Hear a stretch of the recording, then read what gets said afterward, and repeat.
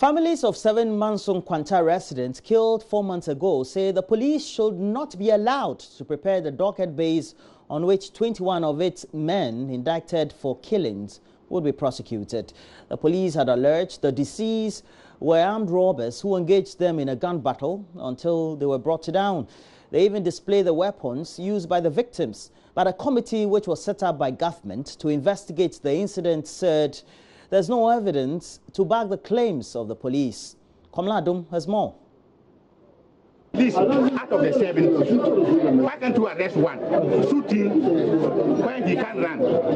You see, shoot him when he can run, then you arrest him. Try to find out, okay, now, if they are armed robbers, if there are more armed robbers there, will they know? We are calling upon authorities and meaningful Ghanaians that the selective administration of justice on Zongo people is getting too far. So they have been part of the MPP security in Ashanti region. They were never armed robbers. As I'm speaking to you right now, my brother, who happens to be part, Musa Garden Boy, is having 6 children and a widow wife. Who is going to take care of these 6 children and this widow wife? Relatives of 7 residents of Mansung Kwanta in the Ashanti region react to the killing of their kingsmen by police in July this year. The 7, according to police, were part of a robbery syndicate that killed a police corporal the week before. They are killing us. Brothers, this is not the first time and this is not the second time. That they will not pass freely inside Zongo anywhere for us to leave them in peace. If anything happens, we go to retaliate. Anytime any policeman is passing somewhere, he has to know that his life is also his risk.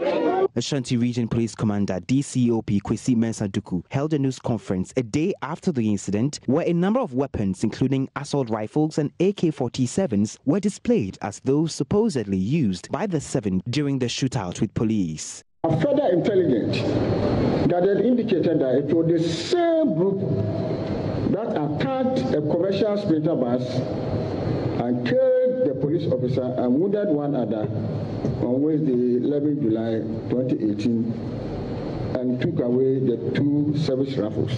Exhibit Toyota Corolla car with registration number BA 29515,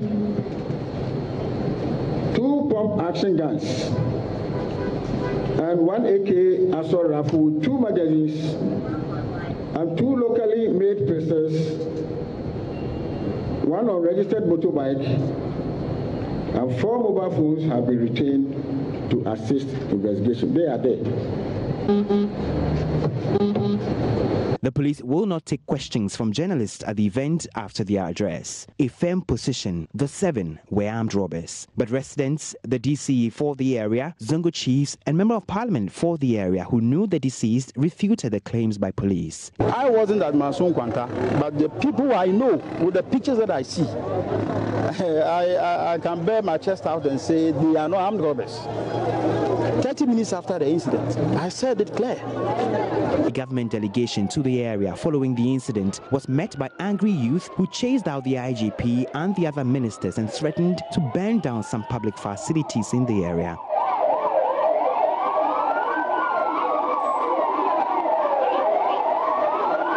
Some of the families have laid their deceased to rest in anticipation that justice will be served. Autopsy reports, according to the Association of Zongo Chiefs, reveal the 7 were shot multiple times. The cries of the relatives of the deceased and the residents were heeded as an independent committee was set up to probe the killings. After more than a month of investigations, the 5-member committee submitted its report to the presidency, in which it was revealed there was no evidence to suggest the 7 were robbers and never exchanged gunfire with the police.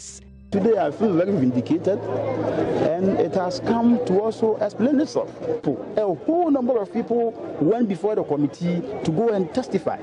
After all, today we feel vindicated that they were not armed robbers, and nothing shows that they were armed robbers. Government, per the recommendations of the committee, directed the interdiction of the 21 police officers who were involved in the killing. That hurdle also crossed. Now there are calls for the full report to be made public as relatives of the deceased and other stakeholders remain in the dark over the full content of a report. The presiding judge for the Justice for All program, Justice Clemens Honyenuga has appealed to President Akufo-Addo to invoke the powers conferred on him by Article 72 of the 1992 Constitution to help decongest various prisons across Ghana. By Article 72, the President has a prerogative of mercy to, among other things, pardon convicted persons, grant them respite or remit their sentences. Justice Honyenuga, who is worried about the growing numbers of murder cases contributing to the remand population in Ghana's prisons, was addressing the press after hearing 34 remand cases at whole central prisons. Justice Honyenuga noted murder cases are partly responsible for the congestion in our prisons, which he says requires some measures to curb the situation. We also wish to take advantage of this situation to appeal to His Excellency the President to also exercise his prerogative of mercy and grant pardon to some of the prisoners who deserve them. And that will also, to us, contribute to decongesting the prison. Justice Clemens Honyenuga is also worried about police prosecutors sending murder cases to district courts to seek remand orders, which results in dragging the cases while suspects wallow in prisons without trial. He is cautioning district magistrates to stop sitting on robbery cases also.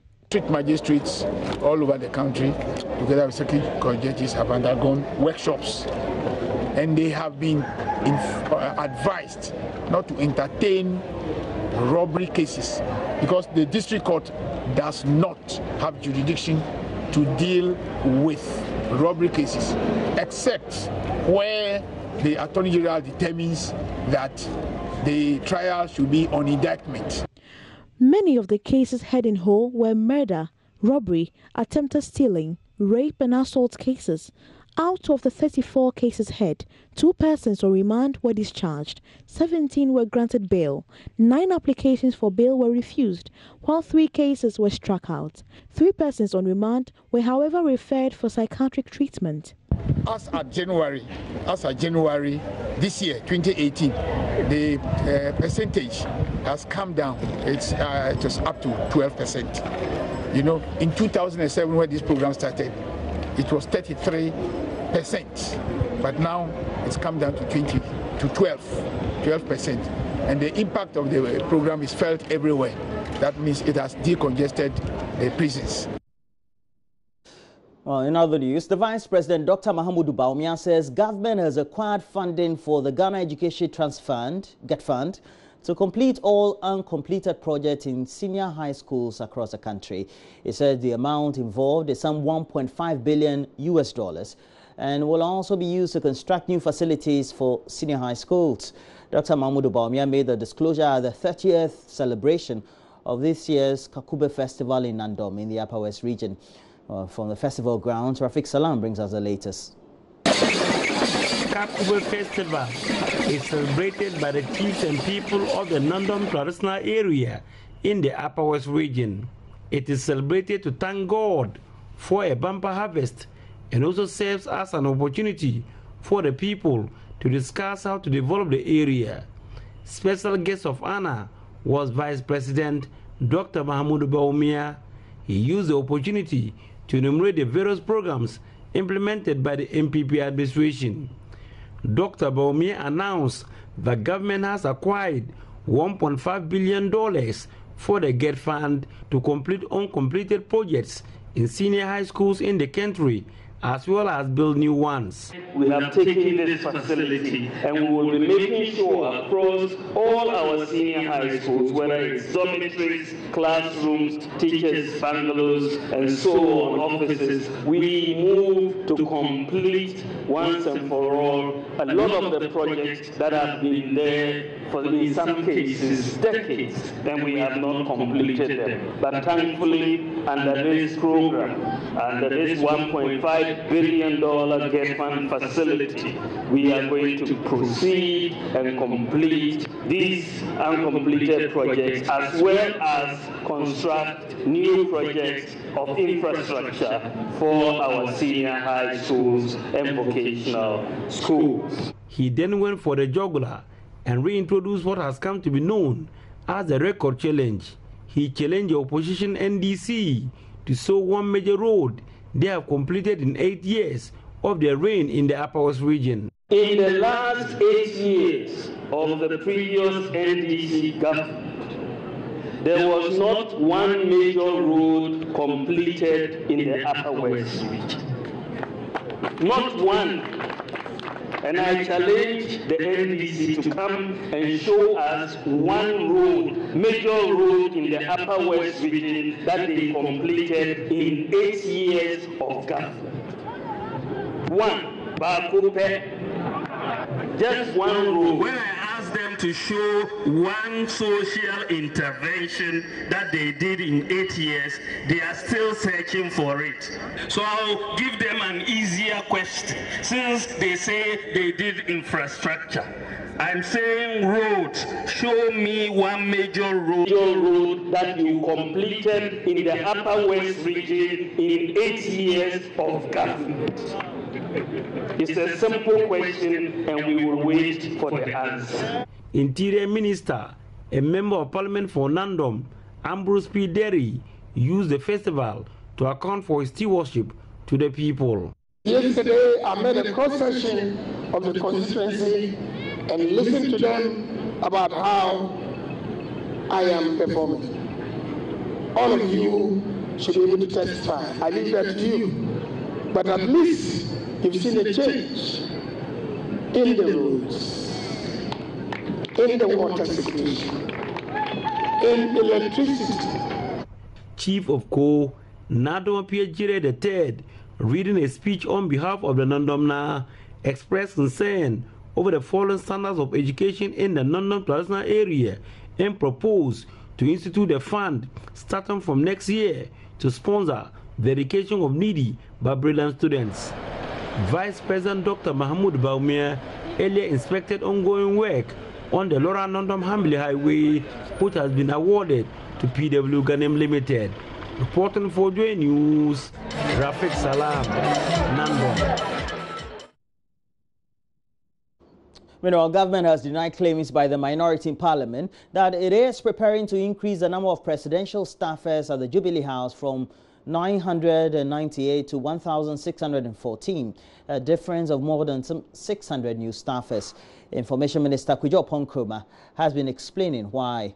It says, contrary to those claims, the number of presidential staffers is rather reducing.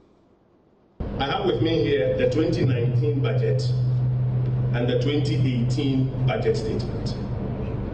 If you go to the 2018 budget statement, page 185, which outlines what we call the staff establishment and costs.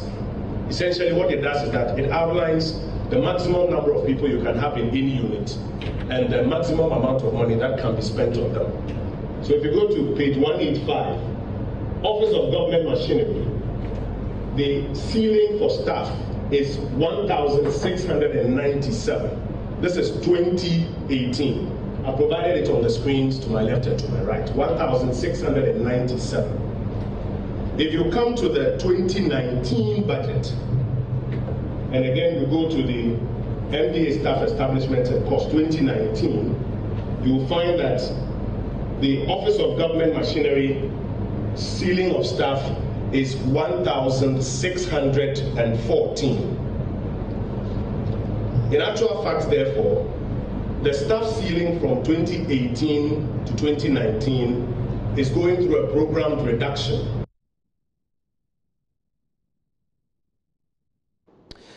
The Ghana Education Service has pledged commitment to improving ICT education despite a surge in cybercrime among young people.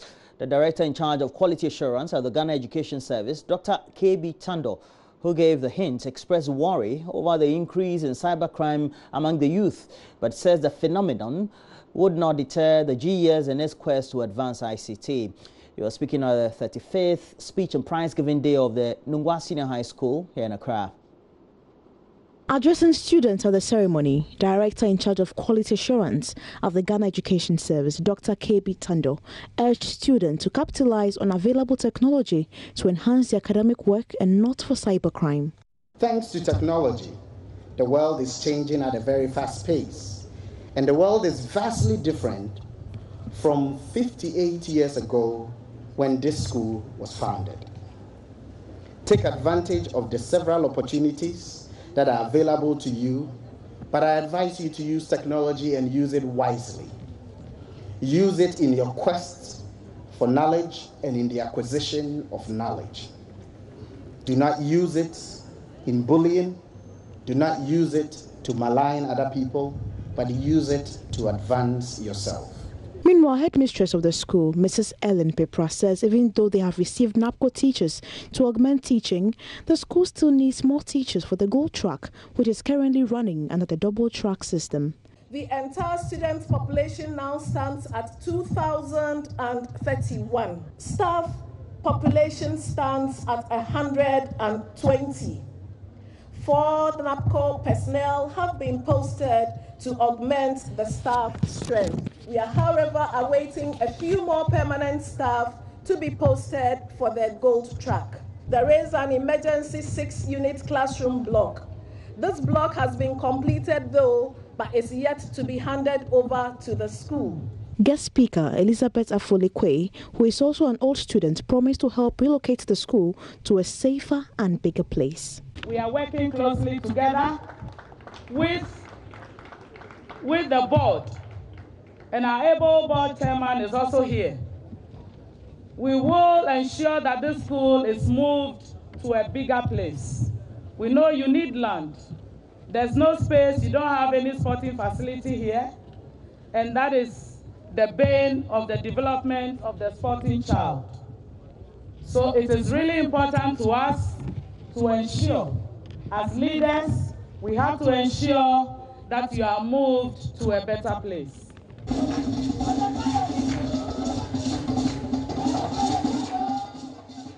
Well, before we go, the Second Lady Samira Bawumia has reiterated the need for girl-child education, as it is the backbone of advanced societies of the world. According to her, the full potential of the girl child could only be realized by society if she is educated.